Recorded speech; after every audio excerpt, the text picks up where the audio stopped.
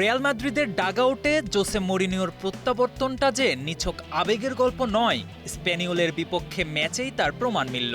প্রথম ম্যাচেই দেখালেন কেন তাকে বলা হয় দ্য স্পেশাল ওয়ান।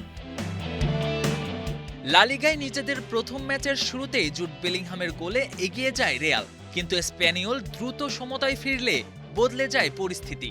এরপর স্বাগতিকদের জমাট রক্ষণে বারবার আটকে যায় এমবাপ্পে ভিনিদের ভুরি ভুরি আক্রমণ।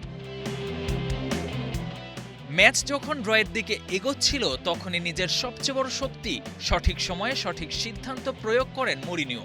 ৭৯ মিনিটে বদলি হিসেবে কার্লোস এসপিকে মাঠে নামান তিনি। তরুণ স্ট্রাইকারকে নামানোর সিদ্ধান্তটি তখন ঝুঁকিপূর্ণ মনে হলেও সেটি যে ছিল ম্যাচের টার্নিং পয়েন্ট তা প্রমাণ হতে লাগলো মাত্র ১১ মিনিট। ম্যাচের শেষ মিনিটে সেই এসপির ঠান্ডা মাথার গোলেই জয় পায় লস ব্লাঙ্কোসরা। পরিষ্কার হয়ে যায় মরিনিওর প্ল্যান। কার্লোস এসপির গোল যেমন মৌসুমের শুরুটা রাঙিয়েছে, তেমনি প্রমাণ করেছে রিয়ালের মতো তারকায় ভরা দলে মরিনিওর প্রয়োজনটা কোথায়। এত প্রতিভার ভিড়ে ম্যাচের গতি পড়তে পারা, বেঞ্চ থেকে পার্থক্য গড়ে দেওয়া এবং চাপের মুহূর্তে ঠান্ডা মাথার সিদ্ধান্ত নেওয়ার ক্ষমতা, একজন কোচের এসব সিদ্ধান্তই যে বদলে দিতে পারে ম্যাচের চিত্র, সেটি প্রমাণ হলো আরও একবার। ম্যাচে ঝুঁকি নেওয়ার কথা অস্বীকার করেননি মরিনিও।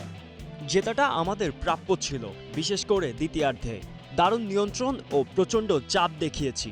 আমরা অনেক ঝুঁকি নিয়েছি এবং আমার মনে হয় জেতাটা আমাদেরই প্রাপ্য ছিল। কিন্তু স্পানিওল যেভাবে খেলেছে, যেভাবে রক্ষণ করেছে, বরাবরের মতোই বিপজ্জনক পাল্টা আক্রমণ করেছে, এমন একটি সুসংগঠিত দলের জন্য খালি হাতে বাড়ি ফেরাটা কষ্টকর। কিন্তু আমি আবারও বলছি, এটা আমাদেরই প্রাপ্য ছিল।